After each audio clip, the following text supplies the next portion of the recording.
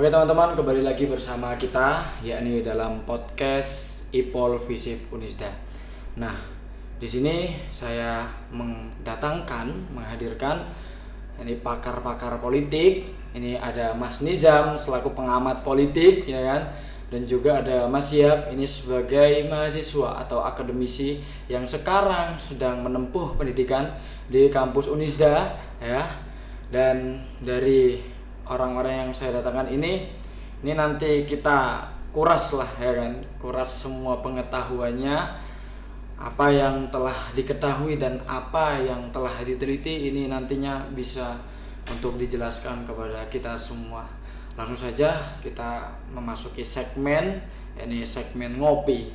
Kita ngobrolin politik bersama-sama ya teman-teman ya. Siap. Nah ini bagaimana Lamongan itu terjadi saat ini. Betul. Nah ini kita sudah ketahui secara bersama-sama bahwasanya pada saat ini sedang dilaksanakan yakni tentang pemilihan kepala daerah di kota kita ya, yang nantinya akan diselenggarakan pada tanggal berapa Mas? Tanggal 27 ya, 27 November ini ya. Ini terhitung dari sekarang tanggal 18 berarti 9 hari ya, 9 hari menuju ke pemilihan.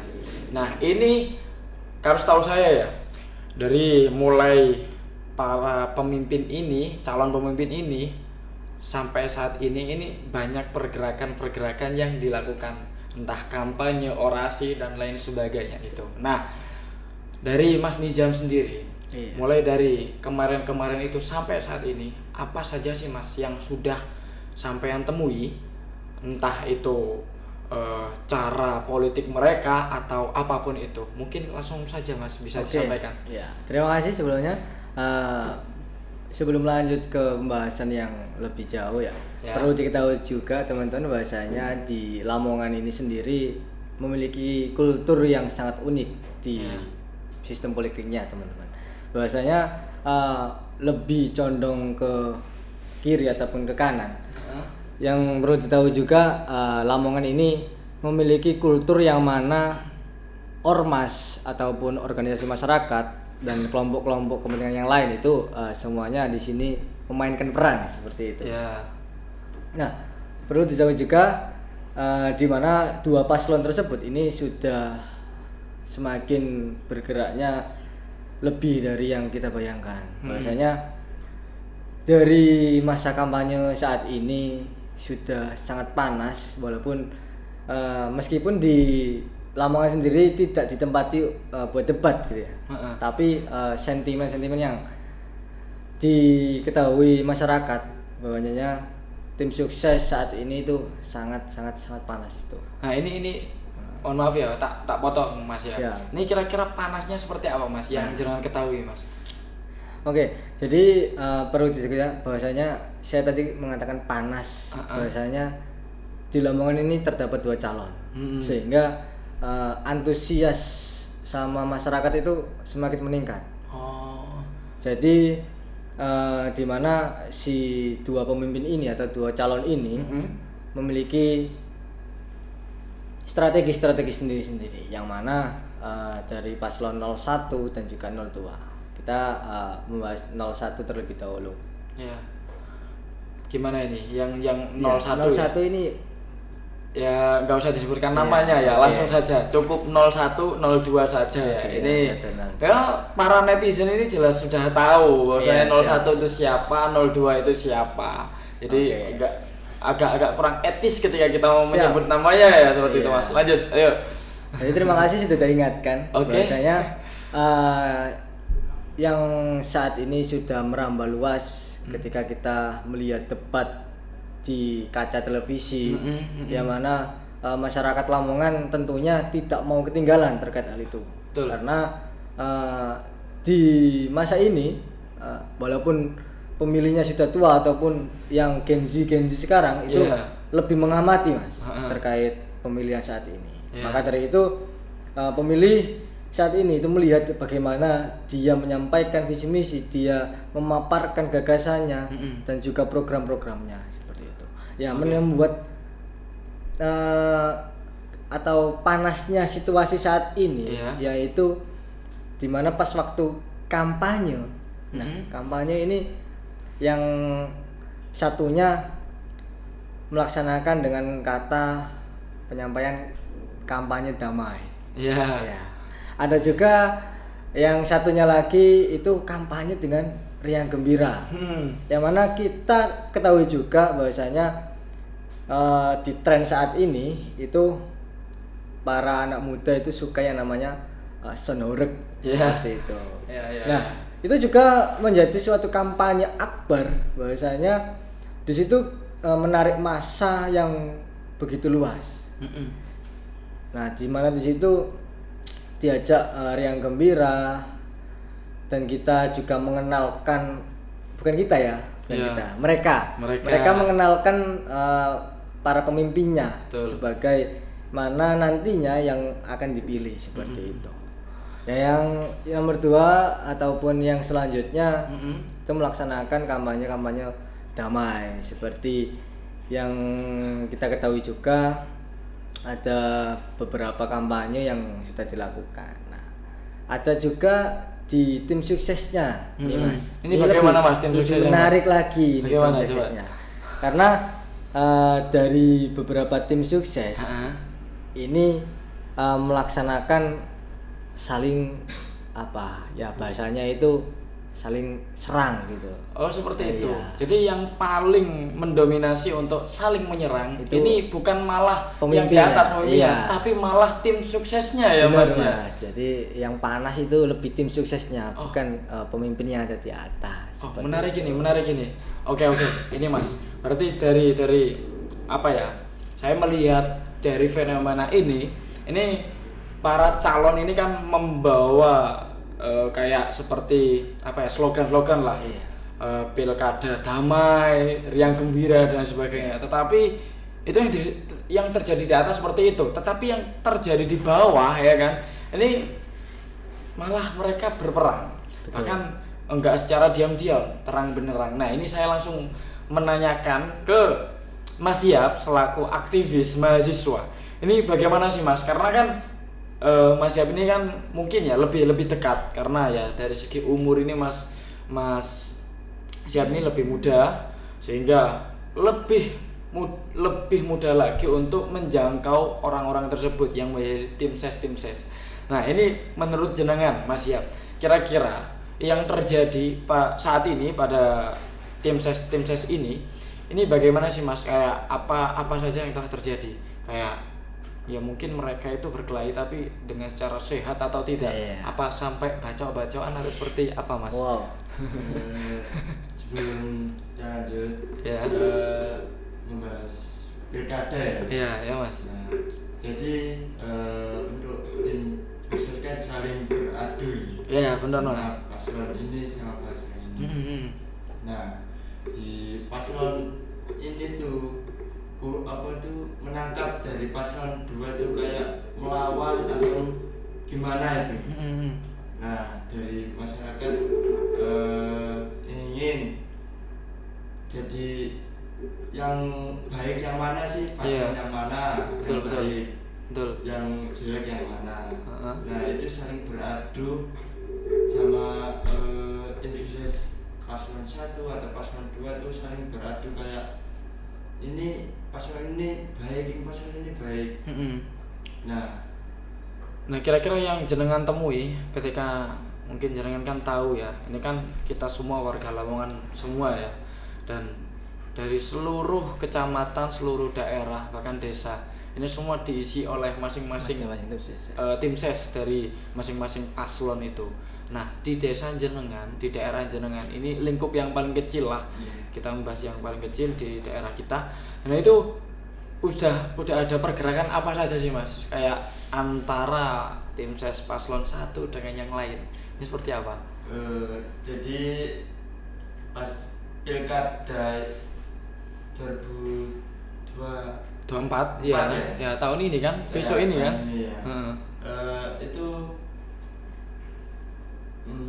menjadi tim sukses itu bapak saya sendiri. Iya, loh kebetulan ayah jenengan sendiri. Iya. Ini mohon maaf ya Mas ya, saya pengen tahu. Iya. Ini bapak jenengan ini Jadi tim ses yang mana ini? Yang 01 atau 02? Jangan-jangan jenengan gak netral ini. Bahaya. Ini jenengan ayah jenengan ini tim ses yang berapa? Yang nomor berapa? 01. 01. Oke.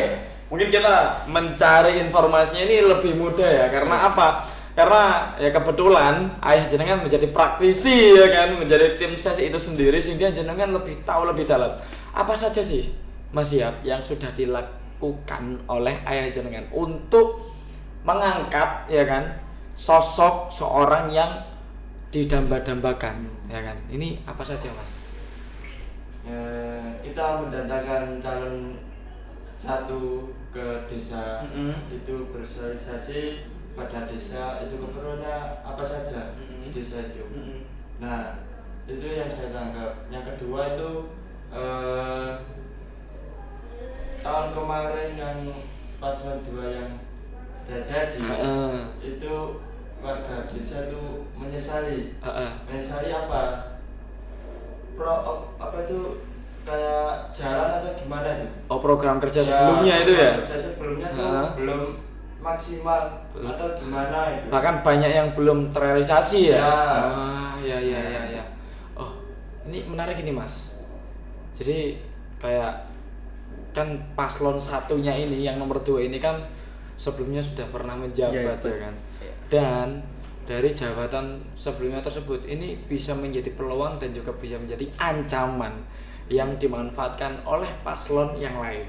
Nah ini kan dari Mas Yap ini sendiri kan ya sudah mengangkat hal tersebut. Nah ini menurut Mas Nizam ini antara peluang atau ancaman, ini kayak paslon kedua kan sudah ada wajah lah Mas, ibarat orang-orang lama kan sudah tahu. Nah ini menurut Mas Nizam sendiri ya, ini apakah hal tersebut bisa menjadi peluang untuk paslon kedua ini bisa naik atau malah kebalikannya, paslon kedua ini bisa malah ambruk? Ini sangat menarik ya. Bahwasanya kita ini di ilmu politik khususnya ada yang namanya teori yang dipaparkan oleh Peabody, yang mana ada modal, simbolik dan juga arena. Betul. Yang paslon 02 ini kan pernah menjabat sebagai bupati sebelumnya. Nah, ini apakah yang jenengan pertanyakan kan apakah bisa menjadi suatu ancaman atau peluang untuk kedepannya? Nah, kita lihat dari teori Peabody itu sendiri, yang mana yang pertama ada yang namanya modal. Paslon 02 ini memiliki modal, yang mana beliaunya sudah menjadi birokrasi atau pemimpin bupati sebelumnya seperti itu. Ini bisa menjadi modal bagaimana nantinya dia meyakinkan masyarakat untuk periode selanjutnya. Ini lebih mudah ya Mas? Iya, pastinya. Gambarannya lebih mudah seperti itu. Ini juga arena, yang mana arena di sini Lamongan, pilkada Lamongan. Di Lamongan sendiri yang sudah saya jelaskan di awal memiliki keunikan tersendiri. Bahwasanya politik di Lamongan itu ada banyak hal-hal yang menjadi keunikan seperti melibatkan ormas ataupun dan lain sebagainya. Seperti itu. Nah, yang terakhir ini ada simbol-simbol atau simbolik, yang mana dari sosok pemimpin ini memiliki simbol apa untuk melaju ke pencalonan seperti itu Mas. Nah, simbol ini contohnya paslon 01. Nah, ini kan memiliki simbol bahwasanya beliaunya mantan ketua dewan, anggota dewan. Ini juga suatu peluang bagi beliaunya gitu. Nah, si 02 juga memiliki simbol bahwasanya dia mantan ketua bupati sebelumnya. Nah, ini pertarungannya semakin panas nih Mas. Semakin sengit ya Mas. Semakin sengit nih. Jadi imbang gitu Mas. Nah, bagaimana nantinya 3 poin ini atau 3 ini bisa dikonversikan menjadi peluang untuk melaju ke kepemimpinan selanjutnya seperti itu. Oh, keren. Jadi antara paslon 1 dengan yang lain ya, antara 1 dengan paslon yang 2. Ini dia itu sama-sama memiliki peluang, juga sama-sama memiliki ya ancaman. Ya kan. Dari tinggal bagaimana nantinya dia bisa mengkonversikan suatu 3 poin tersebut bisa melajukan ke pilkada. Ya. Nah, ini Mas langsung kita sedikit lebih dalam lagi. Langsung kayak sedikit to the point lah. Menurut jenengan dari 3 tadi poin ini yang jenengan jabarkan ini untuk 2 paslon ini selama beberapa hari ke depan menuju ke H-9 hari menuju ke pemilihan ini dari paslon mana Mas yang lebih dominan untuk melakukan 3 poin tadi untuk mendapati atau menduduki jabatan itu? Siap. Nah, kita lihat bahwasanya 2 calon tersebut memiliki jabatan sama-sama kuat. Yang satunya di birokrasi, yang satunya di legislatif, eksekutif dan juga legislatif. Nah, tanpa disadari juga wakilnya juga berperan. Di sini ada si wakil yang nomor 1 juga yang wakil nomor 2. Nggak usah disebutkan namanya. Ini kita sebut karakteristiknya saja. Bahwasanya paslon 01 ini cenderung mewakili ya masyarakat. Sama-sama mewakili masyarakat. Tapi paslon 02 ini masih muda gitu. Jiwa-jiwanya masih muda. Oh, yang seperti wakilnya itu Mas. Nah, itu juga menopang bagaimana sih nantinya menuju 9 hari pemilihan itu seperti apa. Nah, di mana di situ yang pertama dari paslon 01 yang ketuanya itu memiliki menjadi kepala di eksekutif dan juga legislatif. Nah, ini menurut sudut pandang saya yang lebih berpeluang nantinya mendapatkan kursi di kepemimpinan selanjutnya itu pastinya yang lebih berpeluang ini 02 Mas. 02 ya iya, Mas? 02. Kayaknya karena apa? Beliaunya juga memiliki track record yang mana dulu sudah bisa menjabat menjadi bupati seperti itu. Mungkin dari peluang tersebut atau apa ya namanya ya Mas ya, kayak latar belakang privilege tersendiri. Mantan bupati ini bisa melanjutkan menjadi bupati lagi. Seperti itu. Oke, keren. Nah ini Mas, antara 2 paslon ini, satu dengan yang 2 ini kan sama-sama memiliki latar belakang yang sama lah, memiliki jabatan sebelumnya sehingga dia ingin bertarung. Nah, ketika kita membahas politik ini kan ya ada yang namanya politik uang lah Mas ya. Sama-sama mempunyai modal untuk gimana ya? Untuk melancarkan sebuah keinginannya sehingga dia itu jadi. Nah ini saya ingin bertanya ke Mas Syihab ini. Kan kebetulan ayah jenengan sebagai tim ses dari 01 kan. Nah ini kita nggak bahas ayah jenengan ya. Yang jenengan ketahui aja. Nah kira-kira sudah ada indikasi atau jenengan sudah pernah menemui bahwasanya money politik ini sudah terjadi atau belum? Atau ya diam-diam jenengan juga mengambil menikmati hasil money politik gimana Mas? Belum menikmati. Atau belum mendapati Mas? Belum mendapati bahasanya apa itu? Seperti yang diketahui juga pastinya mahasiswa itu lebih tahu lah mana yang dipilih, yang berhak untuk dipilih dari si manapun seperti itu. Mungkin Mas Syihab yang lebih tahu. Oh, berarti Mas Syihab ini kayak ya belum mendapati adanya hal kayak money politik ini sudah terjadi ini Mas ya. Kayak ya masih biasa kayak ada kan istilah serangan fajar. Ya, jenengan sudah menemui belum ya? Belum ya. Apakah jenengan berharap ingin diserang? Enggak bercanda. Nah, jadi gini Mas. Kan emang jenengan belum menemui ya, tapi ada banyak simpang siur yang sekarang lagi terekspos di media sosial bahwasanya salah satu paslon ini sedang melakukan money politik di daerah ini dan nominal yang dikeluarkan ini ya nggak sedikit, banyak gitu Mas. Ini mungkin nanti yang bisa menjabarkan atau menjelaskan ini dari pakar politik ini sendiri, Mas Nizam ini. Tapi dari Mas Siap, saya ingin tanya ya, kita singkirkan terlebih dahulu, pinggirkan money politik ini. Tapi ini yang sekarang sedang mulai dibahas ini adalah dari masing-masing latar belakang simbol atau ormas yang dibawa. Karena ini banyak Mas menjadi perbincangan di media sosial kita, entah itu di TikTok, di Instagram, bahkan Facebook ya kan. Ini banyak banget. Nah, ini Mas, menurut jenengan antara paslon 1 dan 2 ini peran dalam melancarkan keinginannya menggunakan ormas ini bagaimana Mas? Kayak di desa jenengan, apakah baik-baik saja ya kan? Baik-baik apa sampai panas ya kan antara dua ormas ini? Sebut saja ormas A dan B, ormas 1 dan 2 gitu Mas. Bagaimana Mas? Sama-sama panas. Iya. Ya kayak serangan fajar atau gimana itu. Nah, di sama-sama panas. Nah, sepengetahuan saya pas 01 ingin serangan fajar. Nah, itu katanya belum tahu ya, katanya itu yang dari bank atau gimana tuh di blok atau gimana itu mau ngambil uangku mau serangan fajar kan tidak bisa. Diblokir gitu Mas ya. Oh iya. Terus.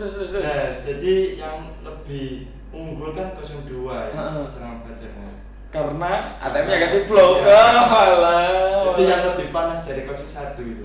Panas. Karena itu ya Mas ya. Ya. Oh, keren. Oke, aku ingin bertanya ke ini Mas Nizam ini. Ya tentang terkait itu Mas. Ya pertama kita money politik itu tadi ya kan barusan dibahas sama Mas Nizam, Mas Siap ini. Ini bagaimana Mas? Per hari ini ya kan menuju ke pemilihan ini, menurut jenengan apakah hal itu sudah terjadi Mas? Atau belum, atau masih aman-aman saja, atau sekedar cuman perang ideologi tanpa perang duit gitu Mas? Gimana Mas? Oke.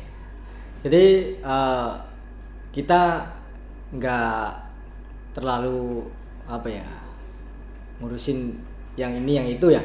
Jadi ini sudah menjadi rahasia umum bahwasanya money politik setiap pemilihan itu pasti terjadi, Dan yang sekarang ini belum kelihatan. Oh, masih belum kelihatan. Tapi kemungkinan besar itu bakal terjadi.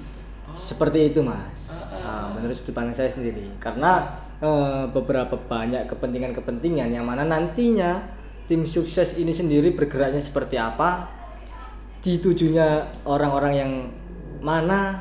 Karena masyarakat kita sendiri walaupun sudah melek politik, tapi banyak orang yang masih bodo amat, apatis. Masih apatis terhadap siapa sih, apa sih pemilihan ini, bagaimana sih fungsinya, apa sih orang tuh nanti yang kita pilih juga suasananya atau kondisinya sama gini-gini aja. Pastinya masyarakat berpikiran seperti itu. Nah, di balik itu semua juga banyak kepentingan dari si A atau si B, paslon 1 atau paslon 2 seperti itu. Nah, yang mana sudah dibahas tadi mengenai identitas dari beberapa paslon. Yang satu ini memiliki identitas A dan yang satu memiliki identitas B. Dan yang saat ini yang sudah terjadi, yang sudah saya temui itu si paslon A ini mulai menggerogoti daripada identitasnya si paslon yang menjadi latar belakang itu ya. Nah, seperti itu. Yang mana nantinya itu juga bisa memecah suara pastinya, Mas. Seperti itu. Nah, di saat ini juga masih menjadi yang di atas nih pasti perang dingin lah. Tapi yang di bawah ini enggak dingin lagi Mas ya. Sudah mendidih. Nah, seperti itu. Nah, kita tunggu aja 9 hari ke depan ini, entah nanti ada uang yang berjalan atau gimana, kita tidak tahu. Gitu. Tapi kelihatannya berjalan Mas ya. Pasti. Kita enggak berbicara tapi belakangan kemarin entah di pemilihan presiden ataupun yang DPR dan sebagainya. Itu ada kemungkinan terjadi seperti itu. Nah, ini Mas, tak potong bentar Mas ya. Nah, ini kan ada apa ya yang jenengan barusan katakan kan money politik ya, yang sudah kita ketahui bersama-sama bahwasanya money politik dalam ketika pemilu ini ya pasti terjadi. Nah, saya ingin tahu tentang hukum ya kan, hukum atau undang-undang dari money politik itu sendiri. Itu apakah boleh seorang calon pemimpin untuk dia mendapat kuasa ya kan, jabatan itu menggunakan money politik? Apakah boleh Mas, dan mereka semua apakah mendapatkan legitimasi dari hal yang dilakukan itu? Bagaimana Mas? Seperti ini tentunya dalam praktek demokrasi kita sendiri, yang namanya money politik itu dilarang ya Mas, dilarang dan tidak boleh dilakukan. Nah, itu menjadi suatu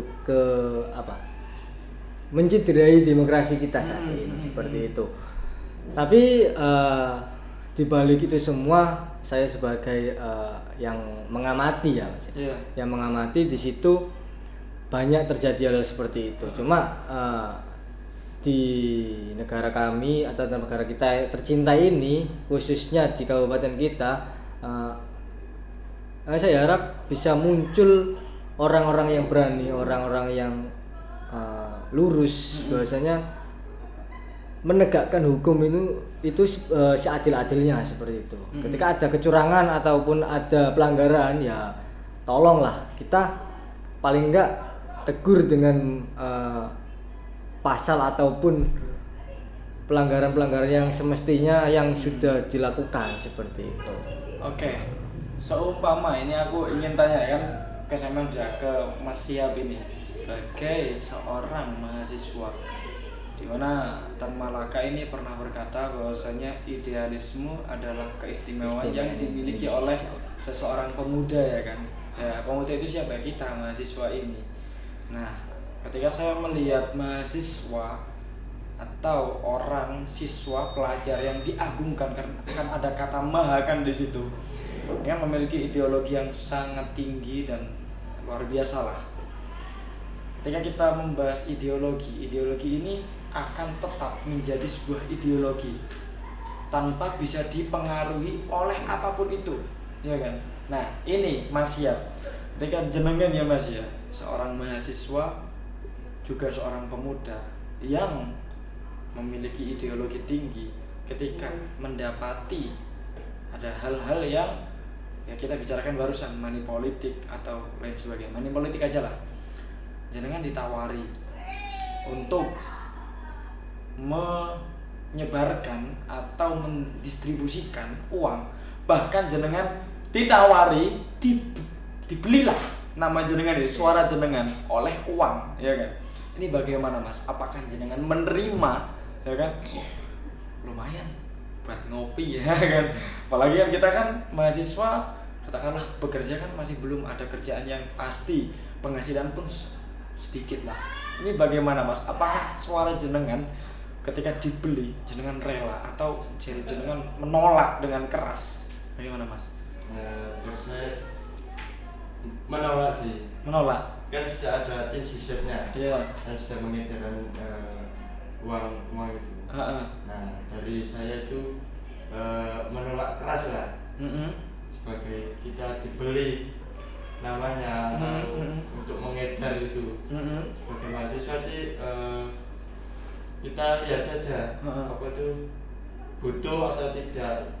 Soalnya dari mahasiswa itu sangat tidak butuh, kayak dibeli atau gimana tuh.